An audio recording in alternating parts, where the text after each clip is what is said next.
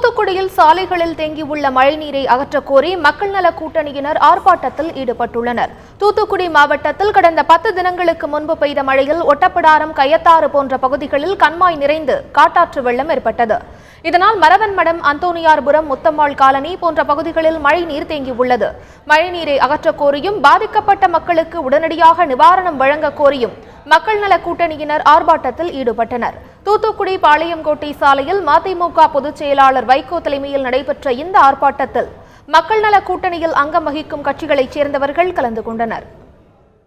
தூத்துக்குடி மாவட்டம், குறிப்பாக தூத்துக்குடி மாநகரம் மழை பெருவெள்ளத்தால் பெரும் சேதத்துக்கு ஆளாகி இருக்கிறது. லட்சக்கணக்கான மக்கள் பாதிக்கப்பட்டார்கள். பல்லாயிரக்கணக்கான மக்கள் குடும்பங்கள் பாதிக்கப்பட்டன. வீடுகள் அடித்து செல்லப்பட்டன.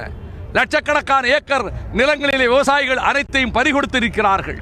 அரசாங்கம் தக்க நடவடிக்கை எடுக்கவில்லை, முன்னெச்சரிக்கை நடவடிக்கை எடுக்கவில்லை. 8 நாட்களாகி பல இடங்களிலே தேங்கி நிற்கிற தண்ணீர் அகற்றப்படவில்லை.